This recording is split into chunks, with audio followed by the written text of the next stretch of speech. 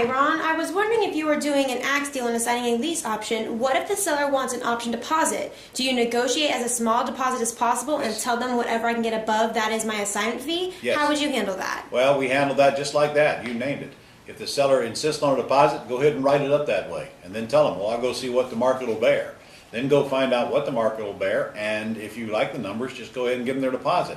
If you don't like them, go back and renegotiate with them. We do that all the time. That's actually very common. In fact, that's probably at least a third of the deals we do. We go back and renegotiate with the seller after we find the buyer.